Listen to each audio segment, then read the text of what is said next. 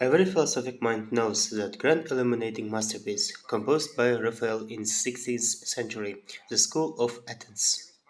Here is Pythagoras, Diogenes, Zeno, Heraclitus, Parmenides, Evoras, Carnelius, and Epicurus, all working diligently at their craft, but walking above them all as to say that this, who shaped the age, was Plato, pointing upward to his perfect state, and the philosopher of our interest, Aristotle, holding out his hand with downward palm, his master soaring idealism back to earth.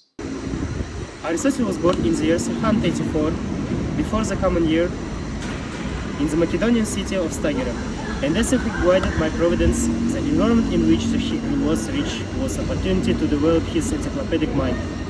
We are not certain as to the age at which Paulo welcomed the Lucasias, but it seems most likely that by 20 he had already begun the molding process under the roof of the academy.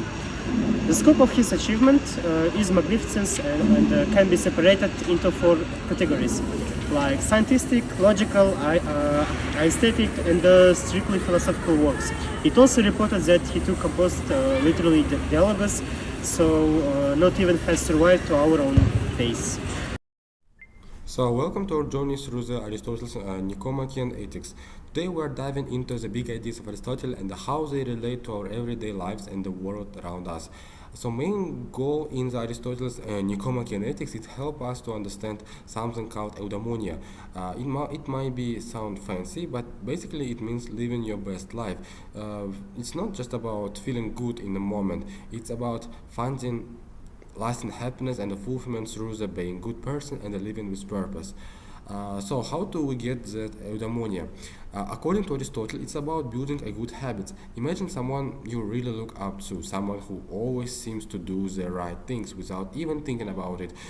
Because they did these good things over and over until it became a nature of them. Aristotle calls this habituation.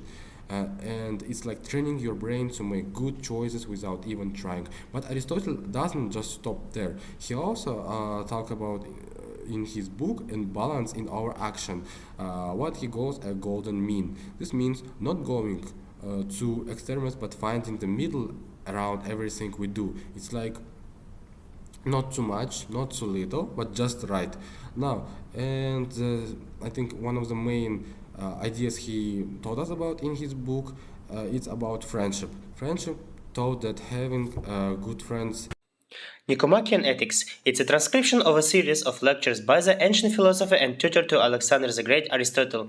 And in these pages, he addresses many of the same questions that those in the self-help sphere aim to answer today.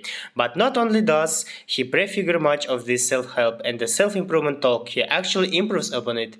So whether you want to add the tools in your self-improvement handbook or just point out where the modern community falls short, there is a plenty you will get from this book.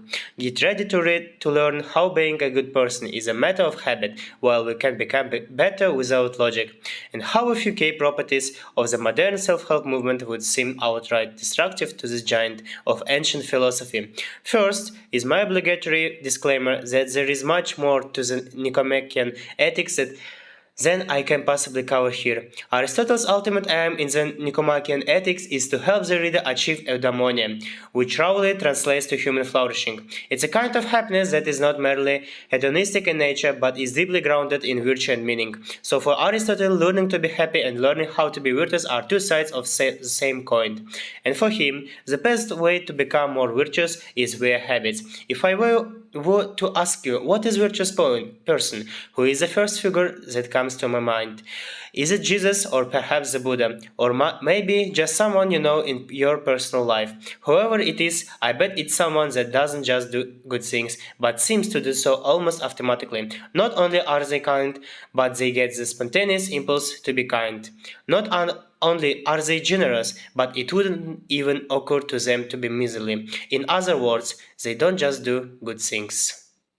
And let's talk about friendship. Aristotle taught that having a good friend was super important for being happy and living good life. A good friend is not someone who just you spend life with. The real friendship, according to Aristotle, it's about having a person in your life who care about you, share your values, and help you grow as a person. So, what does it mean for us today? It's a reminder to think about what really matters in life. In a world where we're always chasing after the next big thing or trying to impress others, Aristotle reminds us to slow down and focus on the things that truly make us happy, like being kind, doing the right things, and building meaningful relationships. Perhaps it's just me, but it feels like self-improvement and self-help content has skyrocketed in popularity in recent years. So whereas just a few decades ago, the idea that someone will improve themselves would seem very ludicrous. Now it has become a whole subset of internet culture and arguably a whole subset of our economy. And it's best, you can see people striving to become the smarter, stronger, and the kinder. The thing is, almost everything you can read from online self improvements, gurus, or guides today can be found in this book, The Nicomachean Ethics.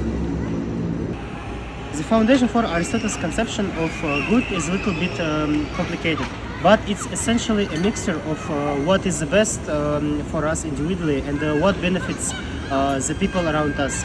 In terms of virtues, he emphasizes that we seek the appropriate middle ground between the two extremes of behavior. So, and he calls it a golden mean.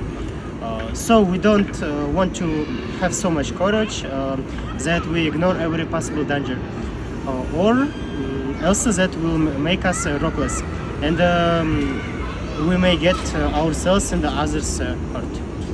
And I want to tell you, just don't just take this word. I want you to think about these ideas, how the ideas apply to your own life. How can you practice being a better person every day? How can you find a balance and a harmony in your actions? And how can you nurture real friendship that bring you joy and fulfillment? In the end, Aristotle's Nicomachean Ethics gives you a roadmap for living happier, more meaningful life. So let's take a page out of Aristotle's book and strive to be the best version of ourselves and one habit at a time. After all, Aristotle would say happiness depends upon ourselves.